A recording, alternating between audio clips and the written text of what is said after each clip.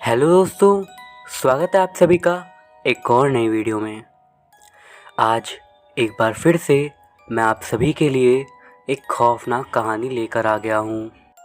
दोस्तों, आज की कहानी हमें भेजी है ब्रज बिहारी मिश्रा जी ने।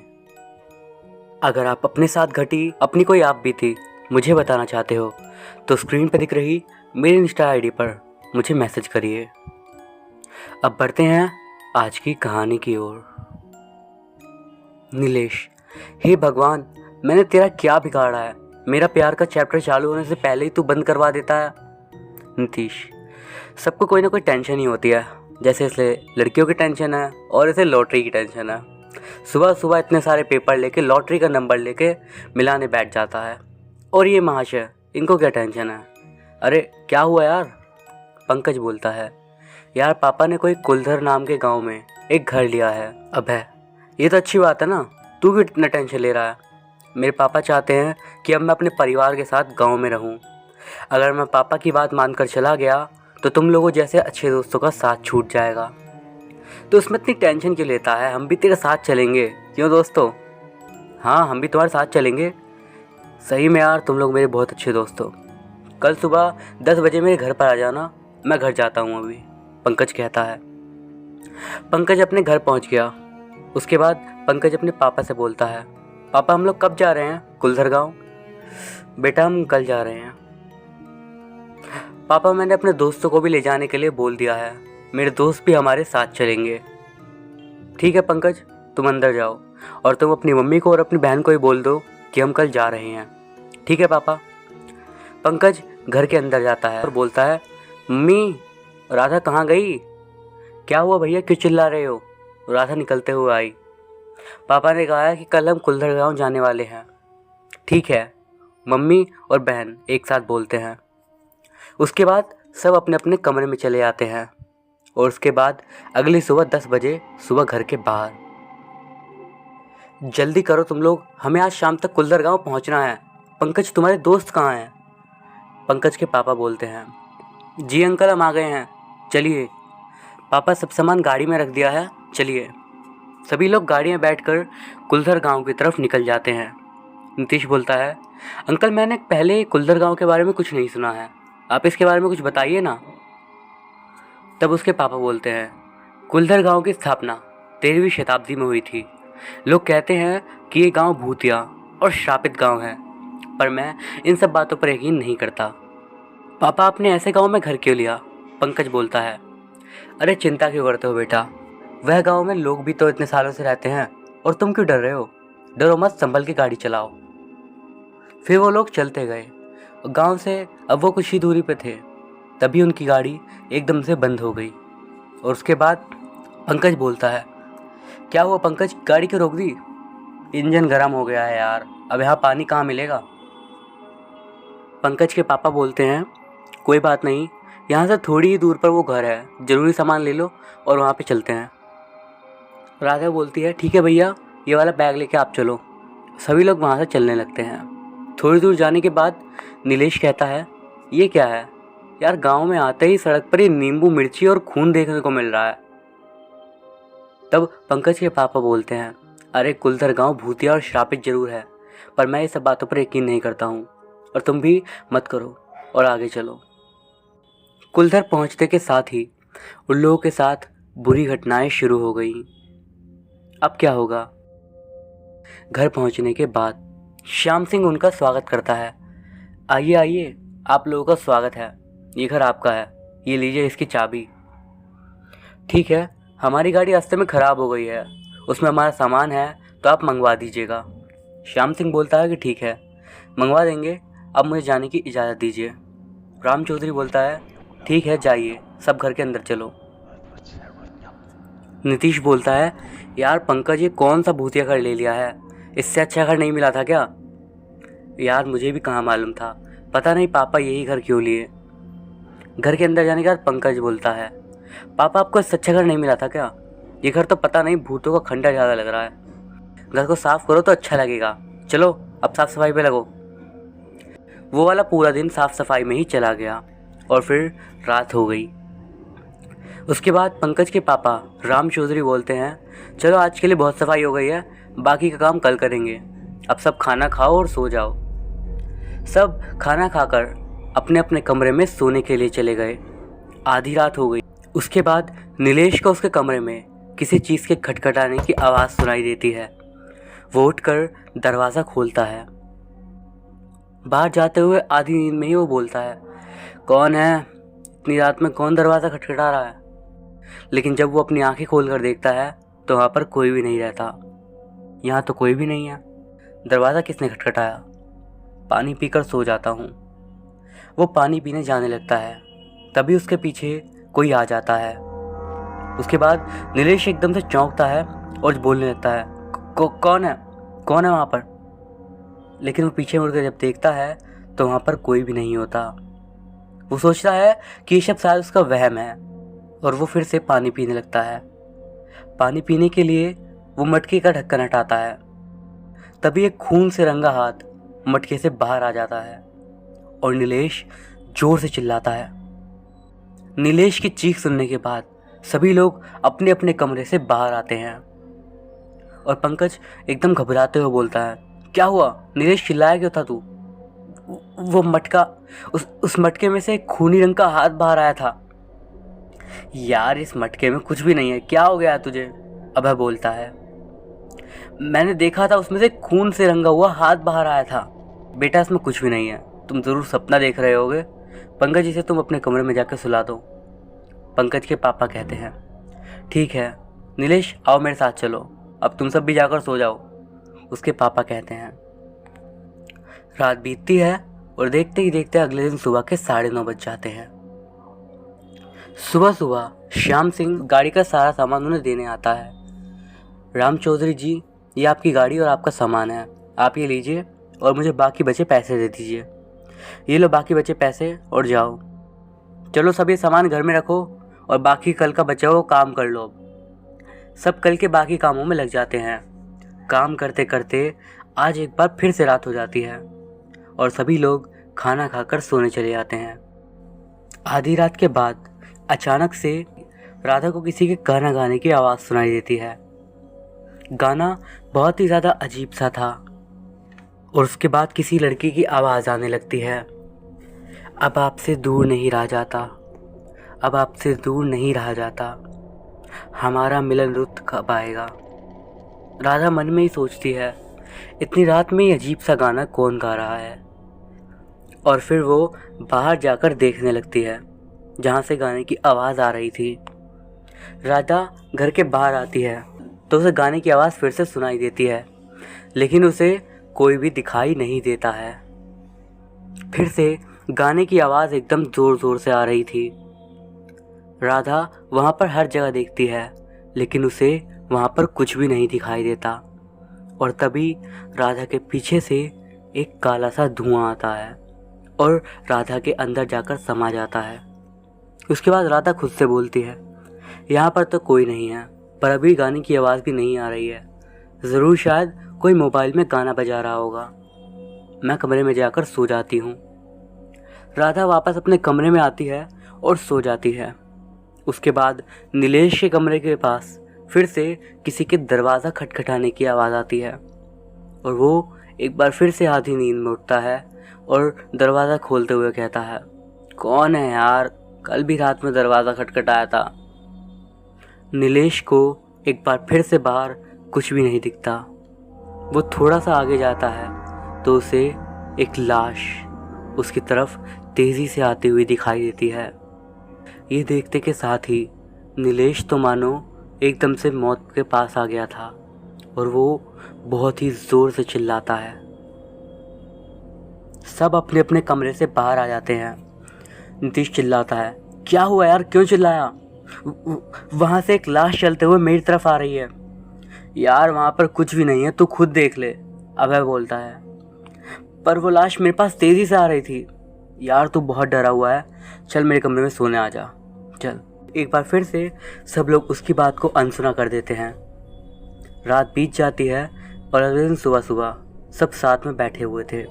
तभी नीलेश बोलता है, मैं सच बोल रहा हूँ, मैं परसों मटके में खून से सना हुआ हाथ देखा था और कल रात में वो लाश तेज़ी से मेरी तरफ आ रही थी। मैं सच कह रहा हूँ, मेरा यकीन करो। पंकज बोलता है, यार तुझे क्या हो गया है? तुम्हें कभी खून से रंगे हुए हाथ दिखते हैं तो कभी चलती हुई लाशें। अब तू ही बता, कोई लाश चल कैसे सकती है? वो नहीं चल पाती इसीलिए तो वो लाश है ना। फिर राधा बोलती है, भैया ये नीलेश शायद सच कह रहा होगा, क्योंकि इस गांव में आने से पहले पापा ने कहा था ना कि ये गांव श्रापित और भूतिया गांव है। मैंने भी कल रात को किसी लड़की को गाना गाते हुए सुना था। वो आवाज़ बाहर से आ रही थी, लेकिन जब मैं बाहर जाकर देखी तो वहाँ पर कुछ भी नहीं था। तब पंकज के पापा बोलते हैं, अगर ये बात सही है तो मैं एक पापा को जानता हूँ, कल हम सब वहाँ पे चलेंगे। मुझे यकीन है कि वो तुम लोगों की मदद ज़रूर करेंगे। पंकज की माँ भी कहती है कि हाँ ठीक है, हम सब वहाँ पे जाएंगे तो बच्चों का डर भी दूर हो जाएगा। फिर सब लोग रात में सो जाते हैं। आधी रात हो गई थी और पंकज को नींद नहीं आ रही थी। वो उठकर अपने कमरे से बाहर आता है। पता नहीं आज नींद क्यों नहीं आ रही, थोड़ी देर यहाँ पर घूम लेता हूँ। वो बाहर आकर घूमने लगा और तभी उसके पीछे से कोई तेज़ी से भागते हुए निकला। कौन है वहाँ पर? उसे कोई भी नहीं दिखाई दिया तो वो थोड़ा आगे आता है तो उसे राधा के कमरे से लाइट जली हुई दिखाई देती है। इतनी रात में राधा लाइट जला के क्या कर रही है? और कमरा भी खुला है। जाकर देखता हूँ। वो उसके कमरे के पास जाता है तो उसे अचानक से बहुत सारे कागज़ उड़ते हुए दिखाई देते हैं। ये इतने सारे कागज़ यहाँ पर कैसे आए? और उस कागज़ पर बदला क्यों लिखा हुआ है? राधा को किससे बदला लेना है? वो कमरे के अंदर जाकर देखता है तो उसे राधा एक टेबल पर बैठकर कागज़ पर बदला लिखकर उड़ाते हुए दिखाई देती है। राधा क्या हो तुम्हें? तुम ये कागज़ पर बदला लिख कर क्या कर रही हो? तभी राधा पंकज की तरफ देखती है और राधा का चेहरा एकदम डरावना हो जाता है। पंकज उसे देखकर डर जाता है और वो बोलती है, मैं तुम्हारी बहन नहीं हूँ, इसलिए तुम मुझसे कुछ पूछे तो मैं तुम्हें मार दूंगी। भाग जाओ यहाँ से। फिर राधा बेहोश होकर पंकज के ऊपर ही गिर जाती है। पंकज मुश्किल से उसे संभालते हुए बोलता है, क्या क्या हुआ राधा, उठो। सभी लोग अपने अपने कमरों से बाहर आते हैं और पंकज के पापा बोलते हैं, बेटा क्या हुआ है? राधा बेहोश कैसे हो गई? पापा, वो राधा का चेहरा बहुत डरावना लग रहा था। वो कागज़ पर लगातार बदला बदला लिखकर उड़ा रही थी और मेरे पास आकर अजीब अजीब सी बातें कर रही थी और फिर उसके बाद अचानक से बेहोश हो गई। राधा को उसके कमरे में सुला दो, पंकज के पापा बोलते हैं। देखा, मैंने अभी तक जो भी रात में देखा था उस पर यकीन हो गया ना तुम लोगों को? नीलेश कहता है। पंकज की मम्मी बोलती हैं, इस घर में भूत प्रेत का कुछ तो चक्कर है, सुबह होने ही वाली है, हम उन बाबा के पास जाएंगे। अभय कहता है, आंटी अंकल ने यहाँ आने से पहले ही बताया था कि कुलदर गांव भूतिया और श्रापित है, हमें तो यहाँ पर आना भी नहीं चाहिए था। पंकज के बाबा बात काटते हुए कहते हैं, सुबह होने वाली है, हमें बाबा जी के पास जाना है, तुम सब लोग जाकर तैयार हो जाओ। सब अपने अपने कमरे में चले गए और सुबह के 10 बजे सभी लोग जाने के लिए तैयार हो गए। पंकज के पापा बोलते हैं, जल्दी चलो, सब देर हो रही है। पंकज बोलता है, पापा राधा को भी ले जाना है क्या? राधा बोलती है, कहाँ जा रहे हो आप लोग, क्या मैं भी चलूँ? हाँ चलो जल्दी, सब आ जाओ, देर हो रही है जाने में। सब गाड़ियाँ बैठकर गांव से थोड़ी ही दूर माँ संतोषी के मंदिर के पास जाते हैं। पंकज के पापा फ़ौरन कहते हैं, चलो अब सब लोग गाड़ी से उतर जाओ। पापा, वो बाबा यहीं रहते हैं क्या? हाँ, वो बाबा इसी मंदिर में रहते हैं, बाबा चिरांद। नीलेश सुनते ही हंसने लगता है। बाबा चिरांद, ये कैसा नाम है? हंसी आ गई ना? जब मैं नहीं समझ पाया कि ये कैसा नाम है तो तुम्हें क्या समझाऊं? चलो सब लोग अंदर चलो। सब अंदर चले गए, लेकिन जब राधा मंदिर के अंदर जाने लगी तभी एकदम ज़ोर से हवा का झोंका आया और राधा का चेहरा एकदम से डरावना सा होता गया। मंदिर के अंदर जाने के बाद सब एकदम पहले जैसा हो गया। पंकज के पापा पंकज को अपने पास बुलाते हैं और बाकी सबको अंदर मंदिर में घूमने के लिए कहते हैं। तभी पंकज की मम्मी बोलती हैं कि रुको, मैं भी आ रही हूँ। तो उसके पापा बोलते हैं ठीक है आओ। तीनों पेड़ के पास पहुँचते हैं। राम चौधरी बाबा जी के पास जाके कहते हैं प्रणाम बाबा, मुझे आपकी मदद की ज़रूरत है। वहीं पर बैठे सामने बाबा बोलते हैं क्या मदद की ज़रूरत है बताओ। राम चौधरी ने उन्हें सारी घटना बताई। उसके बाद वो बाबा पंकज से पूछते हैं तो वो तुम्हारे ऊपर बेहोश होकर गिरी थी। पंकज कहता है हाँ बाबा। वो बाबा कुछ चावल के दानों को लाल रंग से रंग के ज़मीन पर रख देते हैं और उस पर कुछ नींबू और मिर्च रख देते हैं। फिर उसके बाद उस पर एक काला कपड़ा रख देते हैं। फिर वो पंकज से उस पर बैठने के लिए कहते हैं। पंकज उस पर बैठ जाता है और उसके बाद वो बाबा आंख बंद करके कुछ मंत्र जाप करने लगते हैं और फिर आंख खोलकर राधा की तरफ देखते हैं। उसके बाद वो पंकज से कहते हैं उठो बेटा। राम चौधरी ये कोई पवित्र आत्मा है, अगर ये कोई बुरी आत्मा होती तो उस मंदिर में प्रवेश नहीं कर पाती। पंकज की मम्मी कहती हैं पवित्र हो या नहीं, बाबा इस आत्मा से छुटकारा पाने का कोई रास्ता बताइए। फिर बाबा बोलते हैं बेटा तुम्हें आत्म पर्वत जाना होगा, वहाँ कई सारी आत्माएं रहती हैं। इस आत्मा को भगाने के लिए तुम्हें किसी एक आत्मा की मदद लेनी पड़ेगी, तभी इस आत्मा से तुम्हें छुटकारा मिल पाएगा। राम चौधरी कहता है ठीक है हम चलते हैं बाबा। ठीक है जाओ। सभी लोग गाड़ी में बैठकर घर चले जाते हैं। उसके बाद पंकज अपने पापा से बोलता है पापा मैं और नीलेश और अभय हम तीनों आत्म पर्वत जाएंगे, रात तक हम लोग वहाँ पर पहुँच ही जाएंगे। नीतीश कहता है कि मैं भी तुम लोगों के साथ जाऊँगा, लेकिन नीलेश उसे मना कर देता है तुम यहीं रहो, शायद तुम्हारी यहाँ पर ज़रूरत हो जाए। ठीक है तुम लोग चले जाओ, मैं यहीं पर सबका ध्यान रखूँगा। और उसके बाद वो तीनों लोग आत्म पर्वत की तरफ चले जाते हैं। जाते जाते आधी रात हो जाती है और वो लोग आत्म पर्वत पर पहुंच जाते हैं।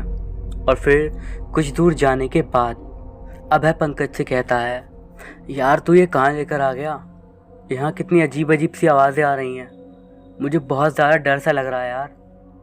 हम यहाँ आत्माओं से मदद लेने आए हैं, इसीलिए चुपचाप मेरे साथ चलो। वो लोग थोड़ी दूर आ गए। अचानक एक अजीब सा आदमी उनके सामने आ जाता है।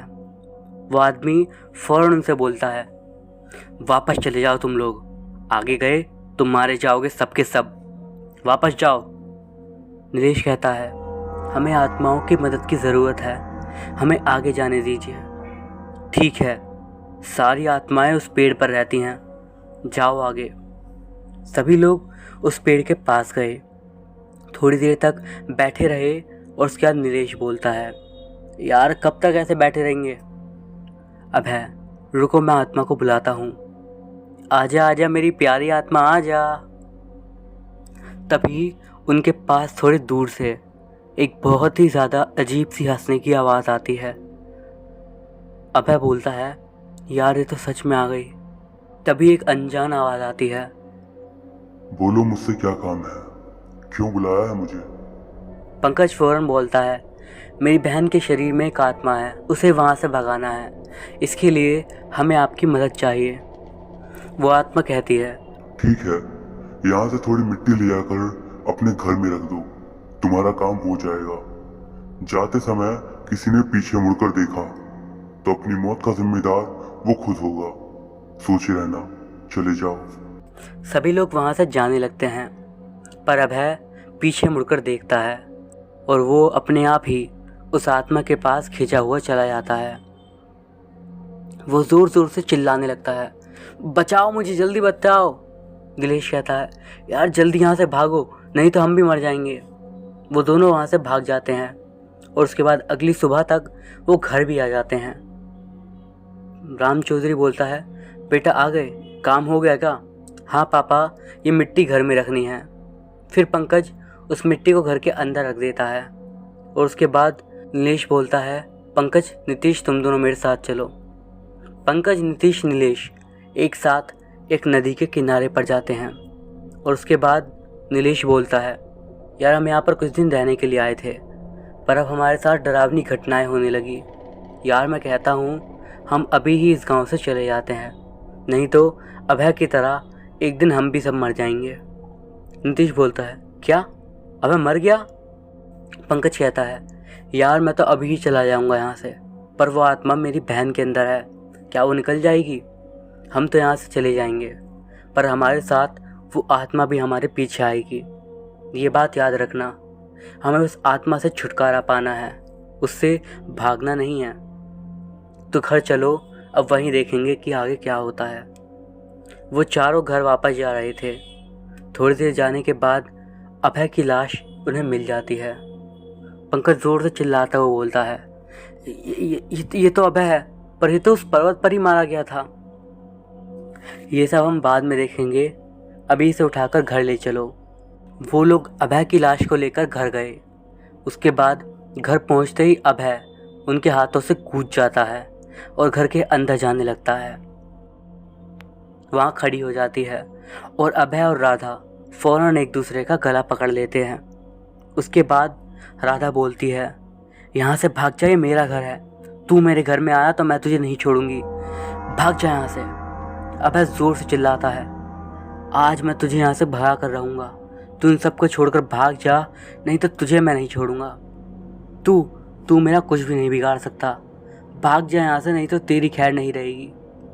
तभी वहाँ पर बाबा चिरांद आते हैं और अभय वहाँ से भाग जाता है। उसके बाद बाबा कुछ मंत्र पढ़ते हैं और कुछ भभूति राधा के ऊपर फेंकते हैं। उसके बाद वो राधा को घर के अंदर बने मंदिर में ले जाते हैं और बाबा फिर से पूछते हैं, अब तू ये बता, तू है कौन और उसके शरीर में आई क्यों है?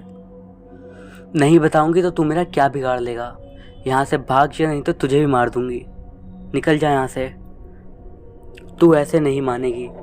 ये बोलकर बाबा कुछ मंत्र पढ़ने लगते हैं। मंत्रों के साथ ही राधा जोर से चिल्लाने लगती है, सूरज बचाओ, सूरज बचाओ मुझे। तभी नीलेश बाबा चिरांद के पीछे से आकर उन्हें एकदम जोर से मारता है और बाबा उलटकर दूसरी तरफ चले जाते हैं। और पंकज बोलता है, नीलेश बाबा को क्यों मार रहे हो, छोड़ दो उन्हें। बाबा उठकर नीलेश को पकड़ने जाता है तो उसे राधा जोर से मारती है और एक बार फिर से वो दूसरी तरफ जाकर गिर जाते हैं। फिर वो उठकर राधा को पकड़ने जाते हैं तो नीलेश उसे मारते हैं और इस बार वो घायल होकर एक जगह गिर जाते हैं। राम चौधरी कहते हैं, अरे नीलेश ये क्या कर रहे हो तुम, छोड़ दो उन्हें, तू मेरी किरण को जलाकर भस्म करेगा ना, मैं तुझे जिंदा नहीं छोड़ूंगा, ये मेरा घर है, यहाँ से भाग जा, नहीं तो मैं तुम्हें मार दूंगा। राधा कहती है, अगर मेरे सूरज की आंख से एक भी आंसू बहा ना तो मैं तेरा खून बहा दूंगी, तेरा भगवान भी नहीं रोक सकता हमें, भाग जा यहाँ से। फिर राधा बाबा को एक तरफ धक्का देकर उसकी सारी मालाएं तोड़ देती है और बाबा फौरन वहाँ से उठकर घर से भाग जाते हैं। उसके बाद नीतीश फौरन बोलता है, यहाँ से जल्दी चलो। राधा और नीलेश दोनों ज़मीन पर गिर जाते हैं और नीलेश बेहोश होते होते बोलता है, किरण पानी लाओ। राधा पानी लेने के लिए भागती है और तभी उसके हाथ से पानी छूट जाता है और फिर थोड़ी देर बाद वो दोनों उठ जाते हैं। नीलेश जोर से बोलता है, शिवजी पर भरोसा रखो, हमारा मिलन होगा, शिवजी पर भरोसा रखो। राधा बोलती है, कब तक भरोसा रखूं, अब टूट रहा है भरोसा मेरा, अब मुझे भरोसा नहीं है उस भगवान पर, हमारा मिलन कब होगा मुझे नहीं पता। राधा और नीलेश एक दूसरे के गले लग जाते हैं और फिर बेहोश हो जाते हैं। अगले दिन बाबा उन सबको बताते हैं, मैंने आप सभी लोगों को पहले भी कहा है कि वो कोई बुरी आत्मा नहीं है, बल्कि एक बहुत ही ज़्यादा पवित्र आत्मा है और उसे भगाना आसान नहीं होगा और मैं अकेले उसे यहाँ से भगा भी नहीं पाऊँगा। तो क्या करे बाबा, उसे यहाँ से कैसे भगाएं? उस आत्मा को भगाने के लिए हमें और तांत्रिकों की ज़रूरत पड़ेगी, तभी उस आत्मा से छुटकारा मिल सकता है। तो बाबा और तांत्रिक कहाँ पर मिलेंगे? इस गांव में एक जंगल है, वहाँ पर तुम्हें कई सारे तांत्रिक मिल जाएंगे, पर उस जंगल में मौत का 7 दिन एक अनजाना और अंधे का श्राप है, तुम्हें उस श्राप से बचकर वहाँ से जाना होगा। बाबा ये श्राप मौत 7 दिन क्या है? पता नहीं, इसके बारे में मैं भी नहीं जानता, पर मैं एक कहानी बताता हूँ तुम्हें। एक बार मनोज नाम का एक आदमी गलती से उस जंगल में चला गया था और फिर 7 दिन बाद उसकी मौत हो गई थी। उस जंगल में कभी कोई नहीं जाता, और अगर जाता है तो 7 दिन बाद तक उसकी मौत हो जाती है। पर बाबा, उस जंगल में उस आदमी के साथ हुआ क्या था? पता नहीं, पर तुम्हें उस आत्मा से छुटकारा पाना है तो तुम्हें उस जंगल में जाना ही होगा। पर बाबा, अगर उस जंगल में कोई भी नहीं जाता है तो वहाँ पे तांत्रिक लोग कैसे रहते हैं? पता नहीं, पर तांत्रिक लोग तुम्हें वहीं मिलेंगे। ठीक है, मैं आज और अभी ही उस जंगल के लिए निकलता हूँ। नीतीश, तुम बाबा के साथ रहो, यहाँ तुम्हारी ज़रूरत है। मैं अकेले ही उस जंगल में चला जाऊँगा। पंकज के पापा उससे कहते हैं, ठीक है बेटा, अपना ख्याल रखना और जल्दी वापस आना। पंकज कहता है, ठीक है, मैं चलता हूँ। पंकज गाड़ी में बैठकर उस जंगल के लिए निकल जाता है। उसके बाद बाबा जी बोलते हैं, राम चौधरी जी, आप चिंता मत करिए, सब पहले जैसा हो जाएगा। मैं यहीं पर रहूँगा। इस नींबू मिर्ची को एक काले कपड़े में बांधकर अपने दरवाजे पर लटका दीजिए। जी, मैं अभी लटका देता हूँ। और जब पंकज अपनी गाड़ी से वहाँ पे जा रहा था, मुझे जल्द से जल्द उस जंगल में पहुँचना होगा, तभी मैं अपनी बहन और दोस्त को बचा सकता हूँ।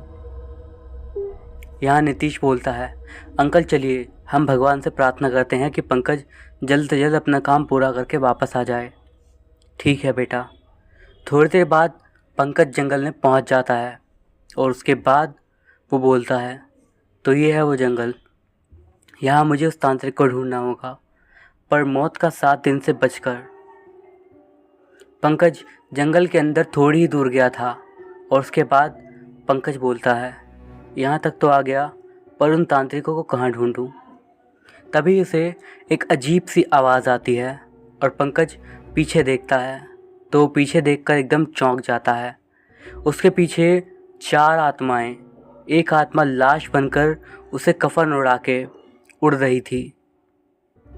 उसके बाद पंकज बोलता है, ये क्या है? ये आत्माएं किसकी अर्थी ले जा रही हैं? तभी एक अजीब सा प्रकाश उसके सामने आता है और उस रोशनी से एक साया निकलता है और वो पंकज के सामने आ जाता है। पंकज बहुत बुरी तरीके से डर जाता है और उसके बाद एक अनजान आवाज़ आती है, पंकज, जो तुम्हें नहीं देखना था वो तुमने देख लिया, बस अब 7 दिन और। फिर वो साया गायब हो जाता है और उसके बाद पंकज कहता है, ये क्या था? क्या मैंने सपना देखा या फिर शायद सच में मैं उस मौत के चक्र में फंस गया हूँ? मुझे यहाँ पर ज़्यादा देर तक नहीं रुकना चाहिए, मुझे जल्द से जल्द इस जंगल से बाहर निकलना चाहिए। फिर पंकज अपनी गाड़ी में बैठकर उस जंगल से बाहर निकल जाता है। उसके बाद उस जंगल से थोड़ी ही दूर पर एक होटल उसे मिलता है जहाँ पर वो रुकता है। उसके बाद पंकज बोलता है, आज मैं यहीं रुक जाता हूँ, अब मैं कल उस जंगल में जाऊँगा। होटल के अंदर जाने के बाद पंकज बोलता है, सुनिए भाई साहब, मुझे एक कमरा चाहिए था। हाँ, आप उस कमरे में चले जाइए। ठीक है, धन्यवाद। पंकज अपने कमरे में चला जाता है। इधर वहाँ पर रानी आती है। पापा जी, आप लोग यहाँ हैं? राम चौधरी बोलता है, रानी, तुम यहाँ बनारस से कब वापस आई और तुम्हें कैसे पता चला कि हम लोग इस गांव में हैं? बनारस से मैं कल ही मुंबई आई थी, वहाँ पता चला कि आप कुलसर गांव चले गए हैं तो मैं यहाँ पर आ गई। रानी, तुम जल्दी यहाँ से चली जाओ, अभी यहाँ के हालात ठीक नहीं हैं। पर क्या हुआ माँ? उन लोगों ने रानी को सारी बात बताई। उसके बाद रानी बोलती है, क्या पंकज अकेला ही चला गया? मैं उससे फ़ोन पर बात करती हूँ, उसके बाद मैं उसके पास चली जाऊँगी। पंकज अपने मोबाइल में इंटरनेट चला रहा था, तभी उसके मोबाइल में मैसेज आता है और उस मैसेज को देखकर वो एकदम से डर जाता है। ये तो उसी साय का फ़ोटो है, पर इसमें तो कुछ लिखा भी है। ये फ़ोटो किसका है? इसका पता निकाल लेता हूँ, मुझे काम आएगा। पंकज उसका फ़ोटो और उसके बारे में सारी जानकारी निकाल लेता है। फिर अचानक से कमरे की लाइट्स ऑफ हो जाती हैं और मोबाइल से एक हाथ निकल जाता है। पंकज ये देखकर बहुत ज़्यादा डर जाता है, मोबाइल को फेंकने की कोशिश करता है, लेकिन वो हाथ पंकज को मोबाइल के अंदर ही खींचने लगता है। बचाओ मुझे! तभी होटल के मैनेजर पंकज के कमरे का दरवाज़ा खोलने लगता है और एकदम से वो हाथ गायब हो जाता है और लाइट्स भी वापस नॉर्मल हो जाती हैं। उसके बाद होटल मैनेजर पंकज के कमरे में अंदर आ जाता है तो वो देखता है कि पंकज बहुत बुरी तरीके से डर के ज़ोर से चिल्ला रहा है। उसके बाद वो ज़ोर से बोलता है, क्या हुआ सर आपको, आप चिल्ला क्यों रहे हैं? मेरे मोबाइल से एक अजीब और डरावना हाथ निकला और मुझे मोबाइल के अंदर खींचने लगा। सर यहाँ पर कुछ भी नहीं है, वो टेबल पर रखा आपका मोबाइल है, आप ज़रूर सपना देख रहे होंगे, आप आराम कर लीजिए, मैं चलता हूँ। मैनेजर वहाँ से चला जाता है और पंकज डरते हुए अपने मोबाइल के पास आता है क्योंकि उस पर कॉल आ रही थी। पंकज कॉल उठाता है और उसके बाद वो डरते हुए बोलता है, कौन? रानी बोलती है, क्या हुआ पंकज, तुम ठीक हो ना? तुम्हारी आवाज़ से बहुत डरे हुए लग रहे हो। रानी मैं ठीक हूँ, तुम कहाँ हो? मैं अभी कुलदर गांव के पास तुम्हारे घर पे आई हूँ, मैं तुम्हारे पास आ रही हूँ। हाँ ठीक है, कल सुबह से पहले आ जाना। ठीक है, मैं फ़ोन रखती हूँ, अपना ख्याल रखना। वो हाथ वाला सपना, वो सपना ही था या फिर हकीकत, मुझे कुछ समझ नहीं आ रहा है। वो आदमी और फोटो, आखिर ये सब चल क्या रहा है मेरे पास, मेरे साथ आखिर ये सब हो क्या रहा है? मैं कल ही उस आदमी के पास रामपुर के लिए निकल जाऊंगा। ये सोचकर पंकज बेड पे लेट जाता है। आखिर इन सारी घटनाओं के पीछे का कारण क्या था, यह आप जानेंगे इस कहानी के अगले भाग में, जो कि जल्द ही मेरे चैनल पर आ जाएगा। अब तक की कहानी आपको कैसी लगी, यह आप ज़रूर बताइएगा। मैं अभिषेक मिलता हूँ आपसे इस कहानी के अगले भाग में। तब तक के लिए गुड बाय।